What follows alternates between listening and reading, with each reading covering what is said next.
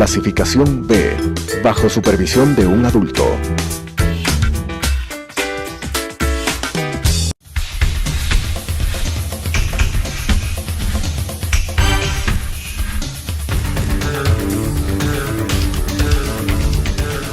¿Qué tal, amigos? Un gusto nuevamente de estar con ustedes en este su programa de salud sexual.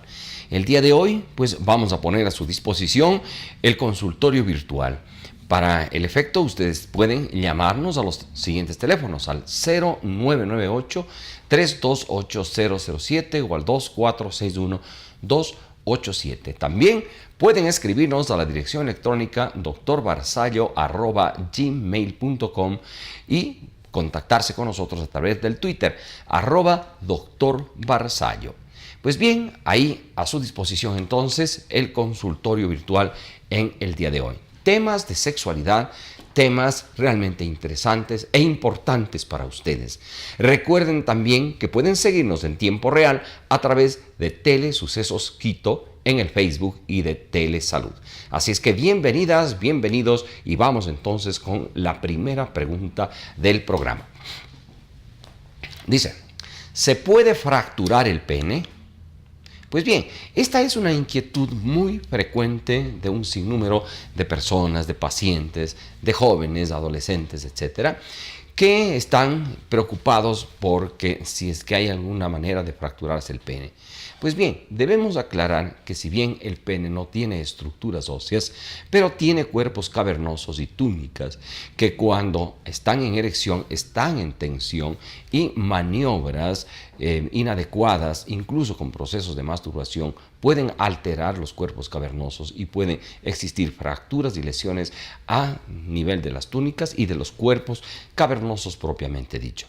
E incluso, pues con algunas posiciones, con las relaciones sexuales y los movimientos, pues pueden fracturar el pene. Es que hay una posibilidad, por lo tanto, de que cuando existen estas posiciones, por ejemplo, la mujer sobre el varón y el golpe, teo, prácticamente, si cabe el término, de la mujer sobre el hombre, pues puede, cuando existe una muy buena erección, puede fracturar el pene. Por lo tanto, siempre es recomendable que en este tipo de posiciones pues tengan el cuidado necesario, especialmente con las penetraciones profundas o con los movimientos bruscos, porque pueden fracturarse el pene. Obviamente, pues esto tiene consecuencias realmente importantes porque pueden producirse desviaciones penianas ante la ruptura, problemas durante los procesos de erección y muchas veces se necesita resoluciones quirúrgicas. Por lo tanto, siempre es importante pues, que tenga una salud sexual dentro de estos aspectos del conocimiento de que puede existir una fractura de los cuerpos cavernosos fundamentalmente y obviamente de las túnicas en la túnica albuginea, especialmente a este nivel. Bien, vamos con la siguiente pregunta. ¿Es recomendable la circuncisión? Bueno, sobre la circuncisión hay un sinnúmero de conceptos y obviamente de opciones de evaluación, de criterios, etcétera, incluso religiosos y culturales, debido a que la circuncisión, por ejemplo, entre los judíos es totalmente indicada, es totalmente normal. Ahora, desde el punto de vista médico, no es necesario el proceso de circuncisión de forma absoluta. O sea, no hay una indicación específica de que a todo niño que nace se le deba hacer una circuncisión. El prepucio, pues, es una cobertura de piel sobre el glande que en primera instancia da protección al mismo. Frecuentemente, pues, lo que se indica es que paulatinamente con el baño se proceda pues a despegar el glande del prepucio y vaya la misma madre haciendo un proceso de separación hasta que el prepucio baje completamente a nivel del surco balano prepucial. Y obviamente luego lo que se indica es un aseo adecuado. Recuerden que existe en el surco banano prepucial gran cantidad de glándulas que van a estar produciendo secreciones que conjuntamente con la sudoración, con a veces polvo con la manipulación o bacterias que están a ese nivel, pues constituyen una sustancia que se denomina el esmegma, que puede ser incluso caldo de cultivo para infecciones. Entonces, el aseo diario es lo que le va a permitir pues una salud a este nivel peniano.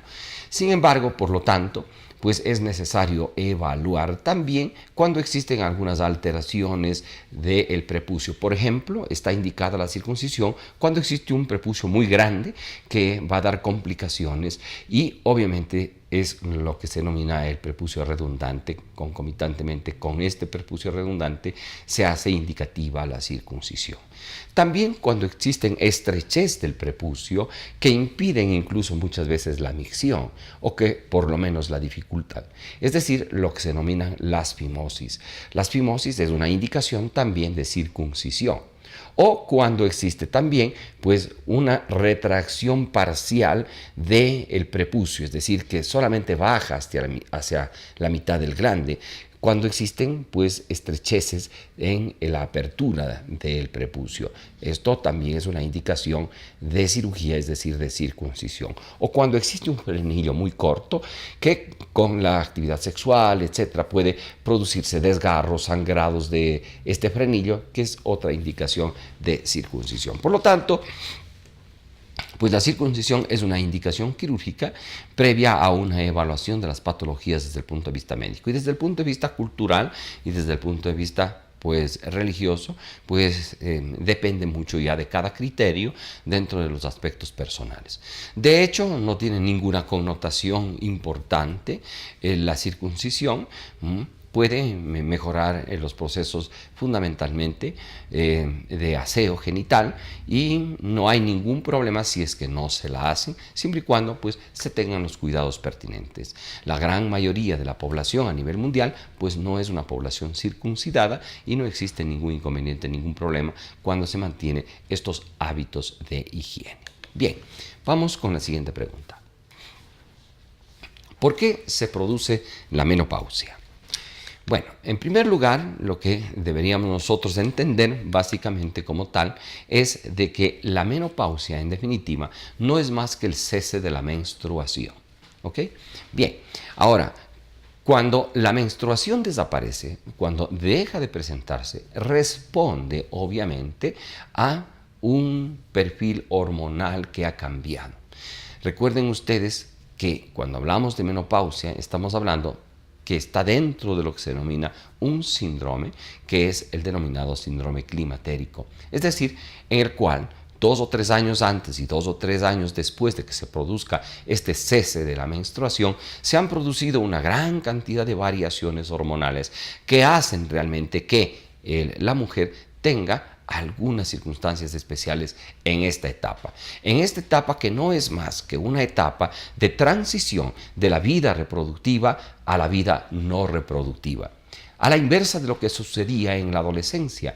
En la adolescencia habíamos indicado que era aquella etapa en la cual se producía una transición de la etapa no reproductiva a la etapa reproductiva. Acá es al revés, de la etapa reproductiva a la etapa no reproductiva. En esta etapa existe un gran cambio hormonal, hay una gran variación hormonal que debe ser evaluada y esta gran carga, este gran cambio, hormonal es el que hace que se presente pues la menopausia. Fundamentalmente la disminución de los estrógenos, básicamente, y también pues obviamente de la progesterona.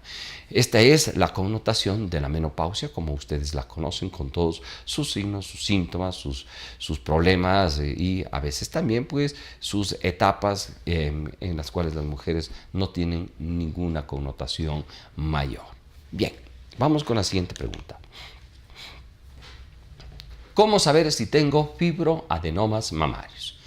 Bueno, en la prevención del cáncer de mama y de la patología mamaria han existido algunas indicaciones. Una de ellas es, por ejemplo, el examen clínico, el examen físico, el autoexamen mamario, que es una de las formas de evaluación de sospecha de patología mamaria. Sin embargo, si bien es verdad, nos va a ayudar a determinar alteraciones en la glándula mamaria, pues el autoexamen mamario es importante para que la mujer conozca su estructura mamaria, básicamente, porque existen algunas variaciones en la estructura estructura anatómica de la glándula mamaria. Algunas un poco más blandas, otras un poco más duras, otras un poco más fibrosadas, a veces en edad mediana o mayor, asociadas a mastopatías, etc. Pero de alguna manera, pues va a conocerse la glándula mamaria, la contextura. Pues el autoexamen mamario es la primera indicación que usted debe hacerse para evaluar la glándula mamaria, ¿no? La observación de la misma es otra cosa importante que nosotros siempre recomendamos. Pues conozca sus glándulas mamarias, mírese al espejo con el torso desnudo. Se recomienda también con las manos sobre la nuca o con una mano y después con la otra mano observarse si es que no existe ninguna alteración, ninguna irregularidad a nivel de la glándula mamaria, tanto en la glándula mamaria derecha como en la glándula mamaria izquierda.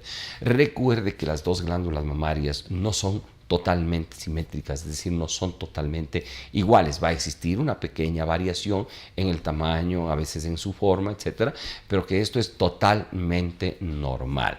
Pues si no ha existido ninguna observación anómala, pues pálpese también la glándula mamaria en sentido horario, es la recomendación para detectar que si no existen nodulaciones, especialmente en las mujeres jóvenes. Los fibroadenomas mamarios son mucho más frecuentes en las mujeres jóvenes. Por lo tanto, la indicación para la mujer joven es esta, la palpación de su glándula mamaria y la observación fundamentalmente. Si usted tiene antecedentes en su línea materna, por ejemplo, de fibroadenomas mamarios diagnosticados, el examen indicativo, ¿no?, de cajón es la ecosonografía. La ecosonografía mamaria es un examen totalmente inocuo que puede hacerse cualquier mujer y está muy indicado en la evaluación de los fibroadenomas mamarios. Nos da realmente el diagnóstico en el 99.9% de los casos. Las características ecosonográficas del fibroadenoma mamario pues nos permite diagnosticar el mismo a través de este método, como les decía, que es totalmente inocuo para la paciente. Por lo tanto, cuando existe sospechas de fibroadenomas mamarios o existe antecedentes de fibroadenomas mamarios, el examen indicado es una ecosonografía mamaria. Esta puede ser una ecosonografía mamaria en grises o una ecosonografía mamaria a color, etc. Y su médico ecosonografista pues sabrá de la mejor manera aplicar las bondades que hoy tiene la tecnología sobre la evaluación de la glándula mamaria. Bien, distinguidos amigos, vamos a hacer un pequeño corte comercial y regresamos con más de salud sexual aquí en su canal 29 Telesucesos. Así es que no se vayan, regresamos enseguida con el consultorio virtual.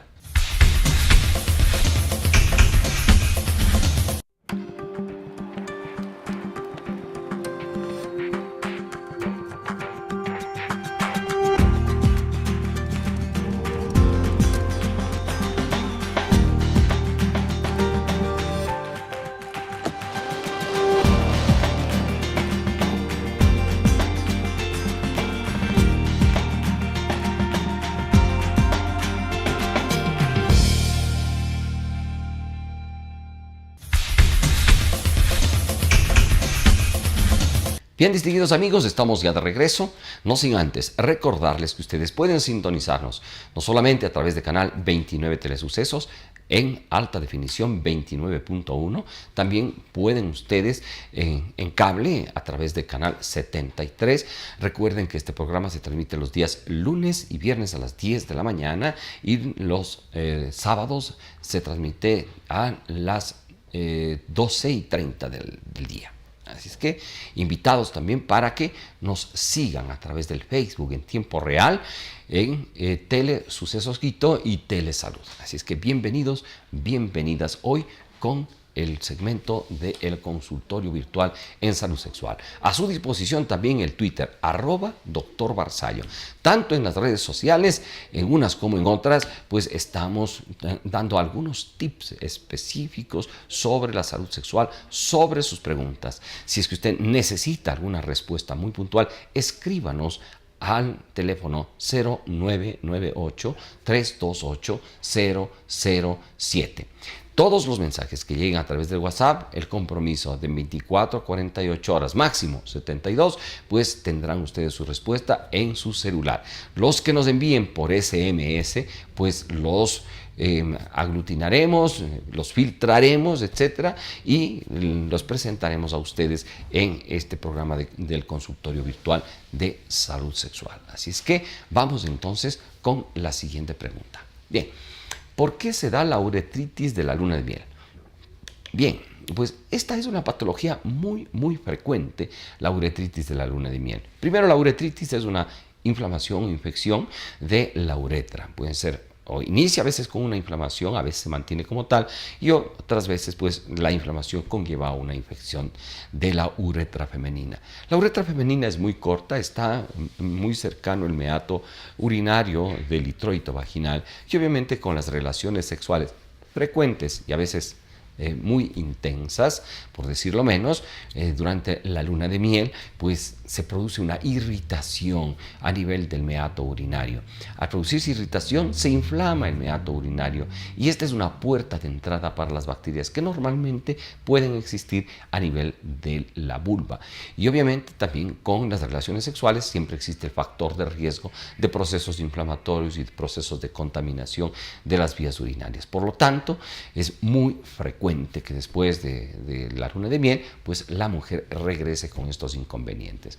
¿Cómo prevenir? Pues hay algunos tips específicos sobre cómo prevenir la cistitis o la uretritis de la luna de miel, ¿no? Así es que escríbanos y les estaremos dando pues algunos tips específicos sobre cómo prevenir, o accedan a las redes sociales en Telesalud o en el Twitter @Dr. Barzallo, pues ahí estaremos pues publicando pues algunas recomendaciones sobre sus preguntas. Bien, vamos con la siguiente pregunta. Dice, ¿cómo se pueden evaluar los cuerpos cavernosos? Bueno, antes realmente no existía una forma de evaluación de los cuerpos cavernosos. Con el advenimiento nuevamente de la ecosonografía, pues se pueden evaluar los cuerpos cavernosos de una manera espectacular. Hoy tenemos una tecnología de punta en la cual nosotros podemos observar todas las características de los cuerpos cavernosos, las alteraciones de los mismos, las fracturas de los cuerpos cavernosos, estas rupturas que pueden producirse con las relaciones sexuales, especialmente efusivas, y con posiciones inadecuadas cuando existe erección fuerte especialmente, ¿no? Pues nos permite realmente evaluar, ¿no? Hay muchas aplicaciones con la tecnología que nos permite determinar exactamente las características de los cuerpos cavernosos y obviamente si hubiese alguna alteración pues detectarla, diagnosticarla y planear su tratamiento específico en manos especializadas como es las manos de urología. Bien, vayamos con la siguiente pregunta. Dice, ¿el líquido preseminal contiene espermatozoides? Bueno, este es un tema realmente importante. Sobre el líquido preseminal podríamos hacer un programa realmente único para evaluar y sacarle toda la información del líquido seminal.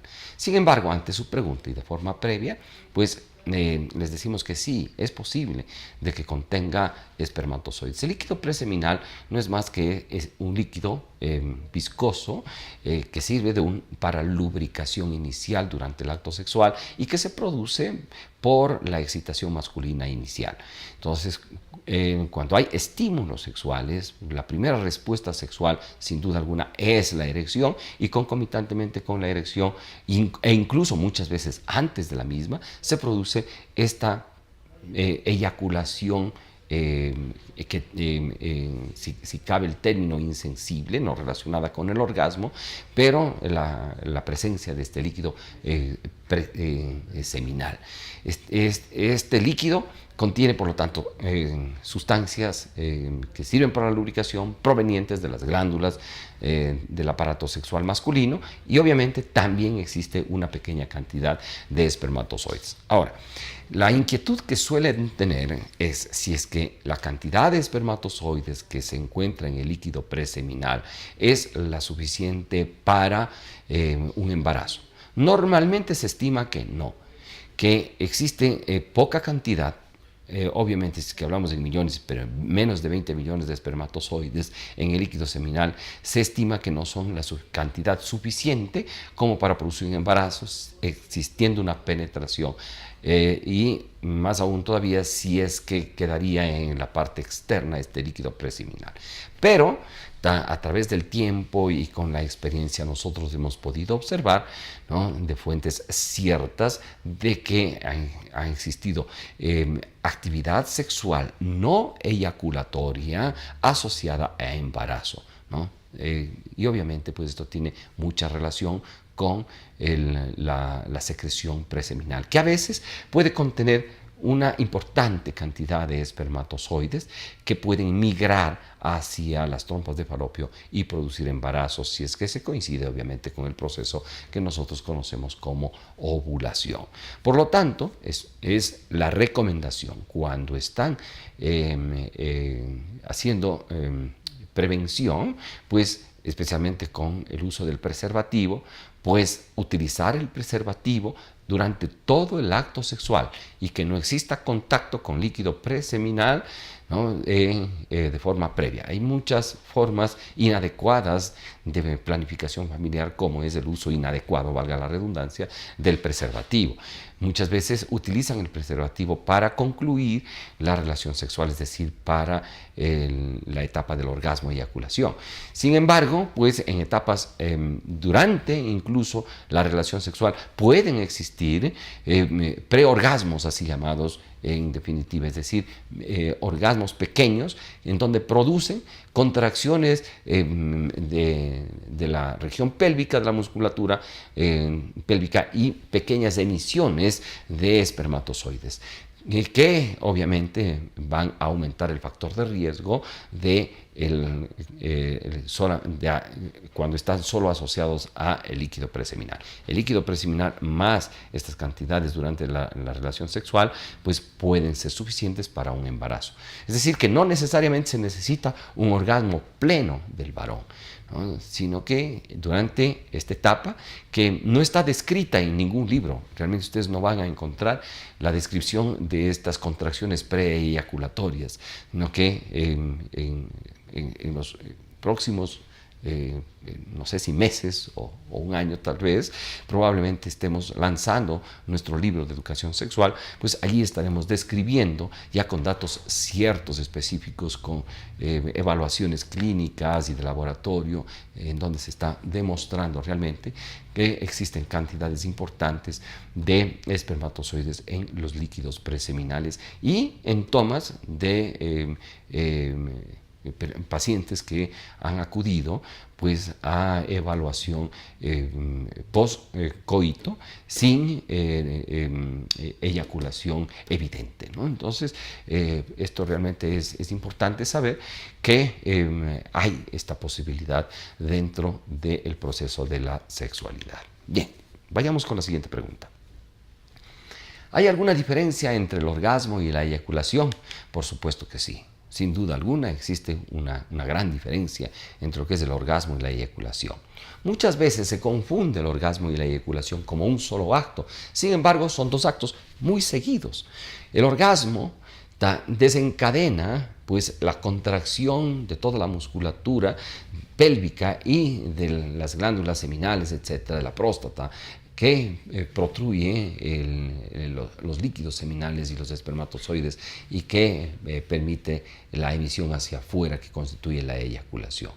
El orgasmo es la percepción de las máximas sensaciones placenteras, y esta percepción de las máximas sensaciones placenteras es lo que determina la contracción de toda esta musculatura que permite la evacuación del semen. Es decir, el orgasmo es la percepción de las sensaciones placenteras y la eyaculación, la expulsión del semen. Son dos actos diferentes, pero que están tan cercanos que aparentemente parecería que son uno solo. Bien, vamos con la siguiente pregunta. Que estamos ya sobre el tiempo, qué pena. Bueno, vamos a dejar ahí el compromiso de continuar con este consultorio virtual en los siguientes programas. Así es que vuélvanos a sintonizar los días lunes y viernes 10 de la mañana, los días sábados al mediodía 12:30 por su canal 29 Telesucesos. Recuerden seguirnos por las redes sociales. Telesucesos Quito, Telesalud y también en el Twitter @Dr. Barzallo. Escríbanos al WhatsApp 0998-328-007 más 593-9998-328-007 desde el exterior. Un abrazo y estamos en contacto en el próximo programa. Hasta entonces. Las opiniones vertidas en este espacio por la producción y dirección del programa son de exclusiva responsabilidad de sus autores y de quienes intervienen en ellos.